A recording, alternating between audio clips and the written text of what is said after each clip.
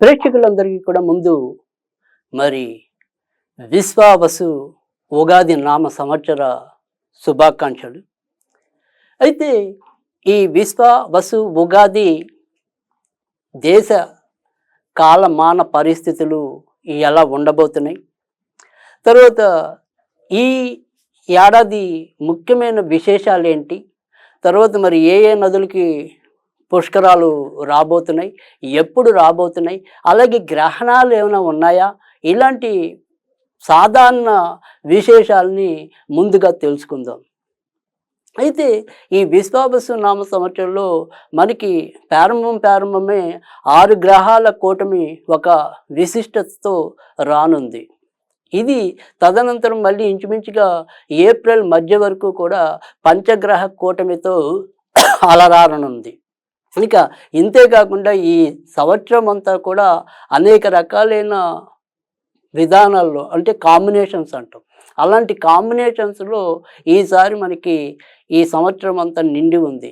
ఇలా 6 గ్రహాల కూటమి కొన్నాళ్ళు, చతుర్గ్రహ కూటమి కొన్నాళ్ళు, పంచగ్రహ కూటమి కొన్నాళ్ళు, త్రిగ్రహ కూటమి కొన్నాళ్ళు, ఇలా వీటితో పాటుగా ఇంచుమించుగా జూన్ నెలలో మనకి సంపూర్ణ కాలసర్ప దోషంతో పాటుగా ఇంచుమించు గ్రహాలన్నీ కూడా మనకి ఈ సింహము తర్వాత కుంభానికి మధ్య మొత్తం అన్ని గ్రహాలు మాలికా యోగం అంటాం.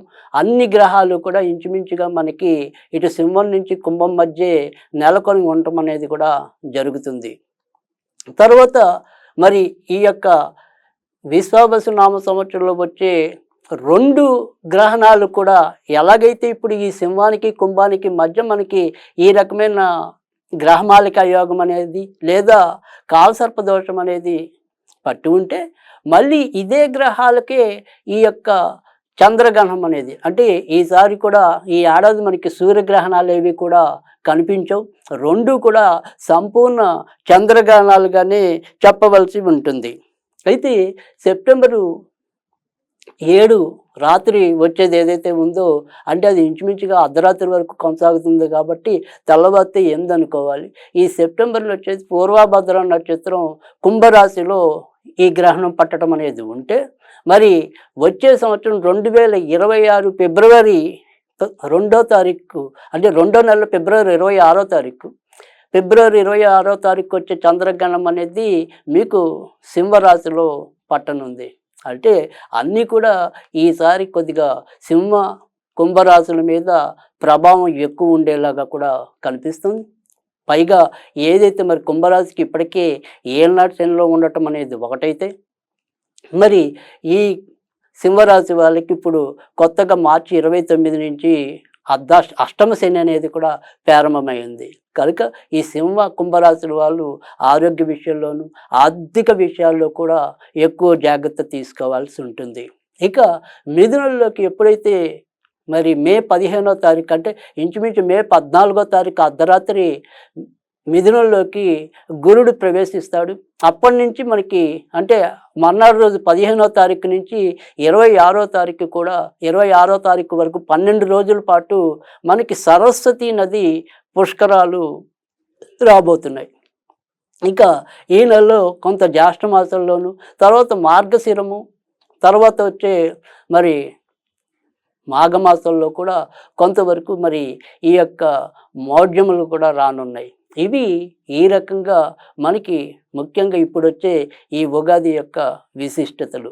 అయితే ఇక దేశ కాలమాన పరిస్థితులుగా చూసినట్టయితే కనుక ఈ ఏడాది బంగారము ఎంత పెరిగినప్పటికీ కూడా, అంటే చాలామంది విశ్లేషణ ప్రకారము 1,00,000 అధిగమిస్తుంది లేదా కనీసం 1,00,000 దాకా వస్తుందనేది ఎంతవరకు నిజమో, అలాగే ఇంచుమించుగా వచ్చే సంవత్సరం ఫిబ్రవరి మార్చికి మళ్ళీ 80-85 మధ్య స్థిరంగా ఉండిపోయే అవకాశాలు కూడా అలానే కనిపిస్తున్నాయి. తర్వాత వివిధ గ్రహాల యొక్క కూటమి వల్ల మరి రకరకాలైన రోగాలు కూడా మనుషులకి వెన్నంటడం అనేది అయితే ఉంటుంది. అయితే ప్రమాదాల స్థాయి మాత్రం తక్కువగా ఉంటుందని చెప్పచ్చు. రకరకాల వేరియంట్స్ ఉండొచ్చు కానీ అవి ఏవి కూడా మనకి మృత్యువుకి తీసుకెళ్ళవు.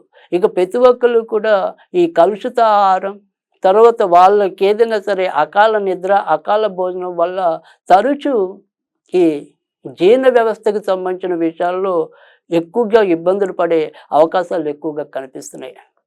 ఇక ఆగస్టు నుంచి అక్టోబర్ మధ్య ఈసారి కొంతవరకు అధిక వర్షాలు, తర్వాత లేదా ఈ వరదలు ఇలాంటివి ఏమైనా సరే కొంత ప్రకృతి విలయ తాండవంగా చెప్పవలసి ఉంటుంది. ఈ సంవత్సరం అక్టోబర్ నుంచి మరి నవంబర్ వరకు, అలాగే వచ్చే సంవత్సరం ఫిబ్రవరి నుంచి మళ్ళీ ఉగాది వరకు కూడా ఏదైనా సరే రాజకీయ సంక్షోభాలు, రాజకీయాల్లో అనుకోని మార్పులు సంభవించే అవకాశాలు ఎక్కువగా కనిపిస్తున్నాయి. ఇక ఏవైతే ధాన్యపు ధరలు ఉంటాయో ఈసారి మరి ధాన్యాధిపతిగా కుజుడు కనుక ఏవేమైనా సరే ఈ ధరలు అనేది హెచ్చుతగ్గులు ఎక్కువగా ఉంటాయి. ఒక ఒడిదుడుకులు అంటే నిత్యం ఒకేలాగా ఉండకపోవటం, ఒకే రకంగా ఉన్నట్టుండి పెరగటం, ఉన్నట్టుండి తగ్గటం, ఈ రకంగా కొంత ఇబ్బంది ఎదుర్కోవటం అనేది కూడా జరుగుతుంది. ఇక ఈసారి మరి నవవిధ నాయకుల్లో రవి మనకి రాజుగా చెప్పాలి. అంతేకాకుండా ఆయన ఆర్ఘ్యాధిపతిగా కూడా మరి రవే ఉన్నాడు. తర్వాత మరి సస్యాధిపతిగాను, నీరసాధిపతిగా బుధుడు ఉండటం అనేది జరిగింది. ధాన్యాధిపతిగా మరి కుజుడు అని చెప్పాం, రసాధిపతిగా శుక్రుడు అని చెప్పాం. తర్వాత మరి సేనాధిపతి శని అయితే గనక మరి మంత్రిగా చంద్రుడు ఉన్నాడు. ఎప్పుడైతే మరి ఈ మంత్రి చంద్రుడు అవుతున్నాడో ఈ ఆలోచనలు అవి అంత నిలకడగా ఇటు జనాలకు ఉండొచ్చు, పాలకులకు ఉండొచ్చు, ఎవరికైనా సరే అంత నిలకడైన ఆలోచన అనేది లేకపోవటం, ఎప్పుడు ఏ నిర్ణయాలు తీసుకుంటారో తెలియని చందాన్ని ప్రవర్తించడం అనేది కూడా ఎక్కువ అవుతుంది. అయితే ఇక్కడ రాజు మరి తర్వాత ఇటు మంత్రి ఇద్దరు కూడా మిత్రులు అవటం, మరి గ్రహాల్లో వాళ్ళని రాజు రాణిగా భావిస్తూ ఉండటం వల్ల చివరికి ఎలాంటి ఉపద్రవాలు ఉన్నప్పటికీ కూడా వాటి నుంచి మళ్ళీ బయటికి రావటం అనేది అయితే ఉంటుంది. ఇక ఈ సంవత్సరం మరి వివిధ నక్షత్రాలకి కందాయ ఫలాల గురించి ఏంటో తెలుసుకుందాం. అంటే ఈ కందాయ ఫలాలు అనేవి ఏంటంటే అవి నక్షత్రాలు బట్టి ఉంటాయి. ఏదైనా సరే బేసి సంఖ్య అనేది శుభ ఫలితాలు ఇవ్వడానికి, తర్వాత సరి సంఖ్య అనేది మిశ్రమ ఫలితాలు ఇవ్వడానికి, తర్వాత మరి ఏదైతే 0 అనేది శూన్యం అనేది ఉంటుందో అది కొంతవరకు వ్యతిరేక ఫలితాలు లేదా అనారోగ్యాన్ని ఇవ్వడానికి ఉంటుంది.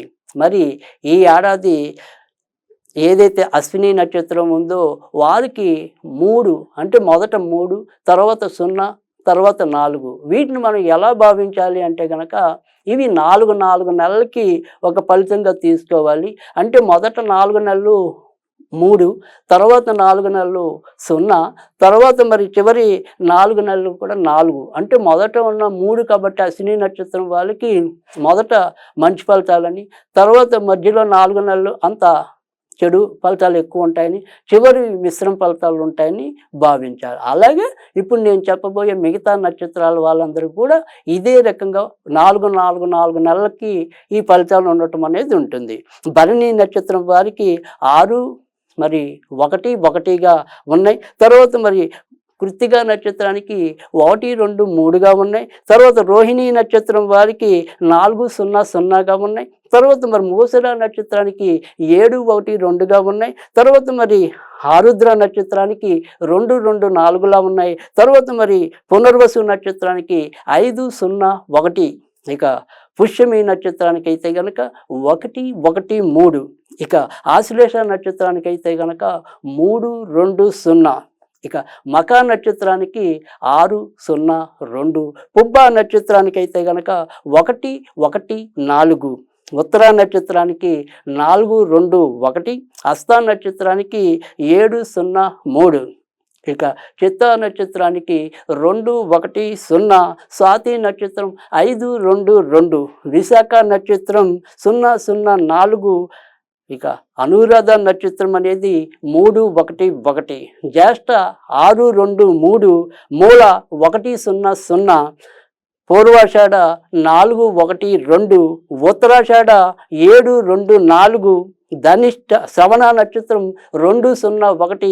ధనిష్ట 5, 1, 3. శతభిషం 0, 2, 0.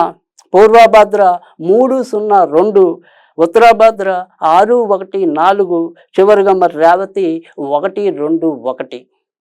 ఈ రకంగా మనం కందాయ ఫలాల గురించి తెలుసుకోవాలి. ఇంకా ఏదైనప్పటికీ కూడా ఈ విశ్వావసు నామ సంవత్సరం ఏదైతే ఉందో మనకి ఇది తెలుగు సంవత్సరాల్లో 39వది అవటం అనేది. తర్వాత ఏదైతే మరి ఈ యొక్క సంఖ్యాశాస్త్రం ప్రకారం కూడా చివర ఏదైతే మరి 2025 అనేది కూడినప్పుడు అది 9 రావటం అనేది. కనుక ఇటు 3 గురుడు నంబర్ అనేది, 9 అనేది కొంతమంది ప్రకారం కుజుడైతే కొంతమంది శుక్రుడు. కనుక ఏదైనప్పటికీ కూడా ఆర్థిక అభివృద్ధి పెరగటం అనేది ఎలా ఉంటుందో ఇబ్బందులు కూడా, ప్రమాదాలు కూడా అదే రకంగా రావటం. తర్వాత ఎవరైతే మరి ముఖ్యమైన సెలబ్రిటీస్ అనుకోకుండా వాళ్ళు అప్పుల బారిన పడటం అనేది, వారి యొక్క జీవితాల్లో కొన్ని చీకటి రేఖలు నిర్ద్వందంగా బయటికి రావటం అనేది కూడా జరుగుతుంది. తర్వాత ఏదైతే మరి విశృంఖలత్వంగా అశ్లీలత అనేది ఏదైతే పెరుగుతుందో దాని మీద కొంతవరకు దృష్టి సారించడానికి కేంద్ర ప్రభుత్వం అయితేనేమి ఇతర ప్రభుత్వాలు కూడా కొంత సమాయత్తం అవటం అనేది అయితే ఉంటుంది. సైబర్ నేరగాళ్ళు ఎంత విజృంభించినప్పటికీ కూడా మళ్ళీ అదే స్థాయిలో దానికి వీరు ముందు ప్రణాళికలు కొంతవరకు రచించడానికి, అంటే టెక్నికల్గా మనం ఎంతో కొంత బాగా ముందుకు పరిగెత్తే అవకాశం కూడా ఈ ఏడాది ఎక్కువగా కనిపిస్తుంది. అలాగే GST ద్రవ్యోల్బణం వీటి యొక్క వృద్ధి రేట్ అనేది కూడా పెరిగేలాగా కనిపిస్తుంది. కనుక విశ్వావసు అనేది ఎన్ని ఒడిదుడుకులు, ఎన్ని ప్రమాదాలు ఎదురైనా కూడా తట్టుకుని నిలబడగలగడానికి ఎంతో కొంత ఆస్కారం ఉంది. కనుక ఎవరు కూడా మరీ భీతిల్లి చెందవలసిన అవసరం లేదు. అలాగే ఏదైనా సరే మనము ఇబ్బంది పడతామోనేమో అని ముందుగానే పిరికిగా కుంచుకుపోవాల్సిన అవసరం కూడా లేదు. మరి విశ్వావసు నామ సంవత్సరం వివిధ రాసుల వారికి ఏ రకమైన ఫలితాలని ఇవ్వబోతోంది? మరి ఈ వివిధ గ్రహాల కూటమి ఏదైతే మరి షష్టగ్రహ కూటమి కావచ్చు, పంచగ్రహ కూటమి కావచ్చు, అలాగే ఆకస్మికంగా ఏర్పడే వివిధ గ్రహాల దృష్టులు, అంటే శని కుజుల యొక్క సమసప్తక దృష్టి, మరి రవిశనుల సమసప్తక దృష్టి, ఇలాంటివి ఎన్నో కూడా రూపుదిద్దుకుంటున్న ఈ సంవత్సరంలో మరి ఎవరు ఎలాంటి ఇబ్బందులు పడతారు, ఎవరు ఎలాంటి ప్రయోజనాలని పొందగలుగుతారు అవి తెలుసుకుందాం. సింహరాశి వారికి అయితే కనుక ఈ ఏడాది మరి ఆదాయ వ్యయాలు 2 సమానంగా ఉన్నాయి, 11 అనేది. తర్వాత మరి రాజ్యపూజ్య అవమానాలు, మరి రాజ్యపూజ్యం 3 ఉంటే అవమానం అనేది 6 ఉంది. ఈ ఏడాదంతా కూడా మరి సింహరాశి వాళ్ళు కొంతవరకు జాగ్రత్తగా ఉండవలసిన రాశుల్లో ఒకటిగా చెప్పడం అనేది జరుగుతోంది. ఎందుకని అంటే కనుక ఏదైతే మరి కొత్తగా అష్టమ శని అనేది ఏదైతే ఉందో అది సింహరాశికి రావటం అనేది జరిగింది. తర్వాత మధ్యలో ఏదైతే మరి కాలసర్ప దోషం అనేది కానీ, తర్వాత గ్రహమాలిక యోగం అనేది కూడా ఈ సింహరాశికి కుంభరాశికి మధ్య ఏర్పడి ఉండటం అనేది ఒకటి. తర్వాత వచ్చే సంవత్సరం వచ్చే చంద్రగ్రహణం ఏదైతే ఉందో అది కూడా సింహరాశిలోనే ఏర్పడుతూ ఉండటం అనేది ఒకటి. కనుక ఎలా చూసినప్పటికీ కూడా కొంతవరకు సింహరాశి వాళ్ళు ప్రతి విషయంలో కూడా ఎంతో కొంత పోరాడితే తప్ప విజయం పొందే అవకాశం కనిపించటం లేదు. తర్వాత రెండోది ఏంటంటే విశ్రాంతి లేని జీవితం. ఎప్పుడు కూడా ఏదో ఒక పనిలో నిమగ్నమై ఉండవలసిన అవసరం వస్తూ ఉండటం.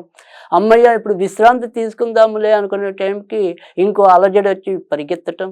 దీని ద్వారా ఎప్పుడు కూడా అకాల నిద్యం, అకాల భోజనం, ఈ రకంగా మీరు సమతుల్యత పాటించలేక ఇబ్బంది ఎదుర్కోవటం ద్వారా ఏదో రకమైన అనారోగ్యం చుట్టుముట్టడం అనేది కూడా వాటికి అవే జరిగిపోతూ ఉంటాయి. కనుక సింహరాశి వారికి అయితే కనుక కొంతవరకు వ్యతిరేకత ఉందని చెప్పాలి. తర్వాత ఈ విద్యార్థులు కూడా మరి ఒకే రకమైన ఆలోచనలు లేకపోవటం, తర్వాత కాసేపు చదవాలనుకోవటం, కాసేపు వద్దనుకోవటం, ఇలా రెండు రకాల ఆలోచనలు కూడా పెరిగిపోవటం అనేది కనిపిస్తుంది. తర్వాత మరి కొంతమంది విద్యార్థులు వారి ఉద్యోగస్తులైనా సరే ఉన్నట్టుండి వాళ్ళు ఆ విద్యను వదిలేయటం, లేదా ఉన్నట్టుండి ఆ యొక్క ఉద్యోగాన్ని వదిలేసి ఏమైనా సరే నేను వ్యాపారమే చేసి సంపాదిస్తాను అనే ఒక మొండి పట్టుదలకి, ఒక్కోసారి ఆలోచన లేని తొందరపాటుకి గురయ్యి కూడా నష్టాలు పడే సూచనలు అయితే ఎక్కువగా కనిపిస్తున్నాయి. ఇంకా ఆత్మబంధు వియోగం కానీ లేదా వారికి గండాలు కానీ ఉండే పరిస్థితి కూడా ఎక్కువగానే కనిపిస్తుంది. భార్యాభర్తల మధ్య ఇతరుల మూలకంగా తరచు ఏవైనా సరే కలహాలు వచ్చే పరిస్థితి అయితే ఉంది.